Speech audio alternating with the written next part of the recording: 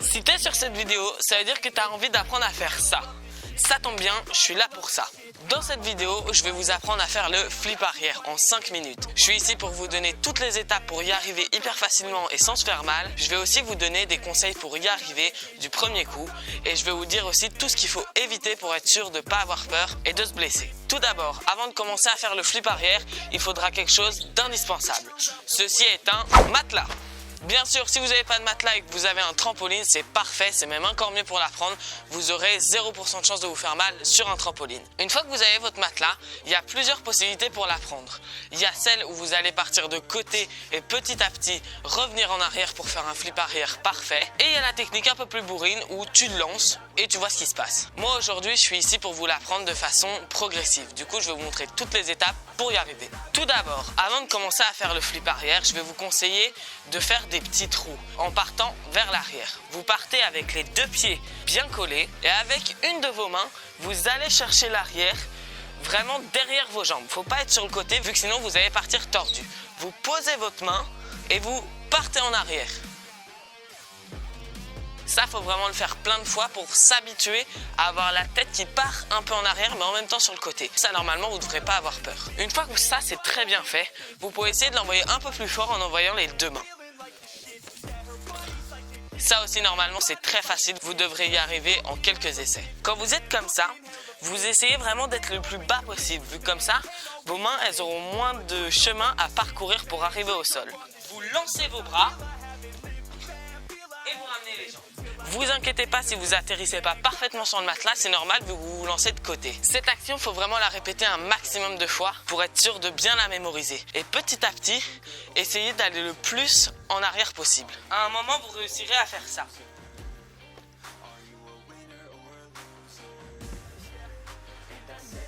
Même si là vous vous dites oui mais mes jambes elles partent un peu écartées, c'est pas très joli. Ça c'est pas du tout grave vu que petit à petit, en fait votre regard il va plus se lancer de côté comme d'habitude.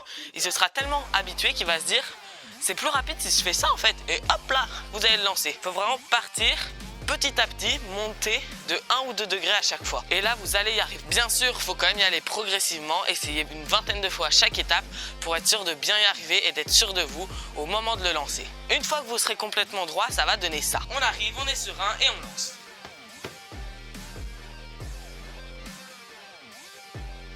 Là, vous avez vu, ça a fait une parfaite ligne droite.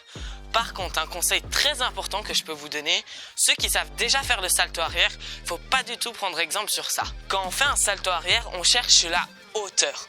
On pousse les bras le plus vers le haut possible pour vraiment avoir le temps de tourner. Le flip arrière, c'est complètement l'inverse. Il faut être le plus bas possible et ne pas sauter vers le haut, se faire tomber vers l'arrière. Vous êtes comme ça, vous vous laissez tomber. Et quand vous aurez le point de bascule entre l'équilibre et le vide, c'est là qu'il faut lancer le flip arrière. Je vais vous montrer un exemple au ralenti. Sur cette vidéo, on voit très bien que je lance pas direct vers le haut, mais que petit à petit, je suis en train de tomber vers l'arrière et que je vais lancer mes bras. Une fois que vous arrivez très bien sur le matelas ou sur votre trampoline, vous pouvez commencer à enlever les matelas. Ne le faites pas directement vu que vous n'avez pas l'impression, mais en fait vos mains subissent un choc à chaque fois que vous toussez le sol. Vu que vous êtes en train de l'apprendre, du coup à chaque fois, tac, c'est hyper soudain et vous explosez les mains contre le sol. Il faut vraiment que ça vienne tout doucement. Vous avez vu la taille de ce matelas? Enlevez petit à petit des échelons pour au final arriver à toucher le sol. Vu que si vous le faites directement sur le dur, vous avez vraiment un risque de vous faire très mal au pouce. Mais bon, le but de cette vidéo, c'est quand même réussir à le faire sur le sol. Du coup, je vais vous donner plein de conseils pour y arriver en un essai. Ça veut dire que ça peut dégager. Je ne l'ai pas jeté trop loin vu qu'il y a quand même des plantes, mais j'espère qu'il est sorti du champ.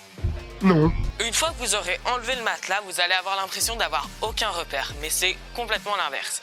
Là, vos pieds, vous touchez directement le sol. Du coup, vous allez savoir à quel moment il faut lancer les bras et à quel moment il faut ramener les jambes. Il faut vraiment être très bien gainé. Une fois que les bras touchent le sol, hop là, on ramène les jambes pour être sûr d'atterrir droit.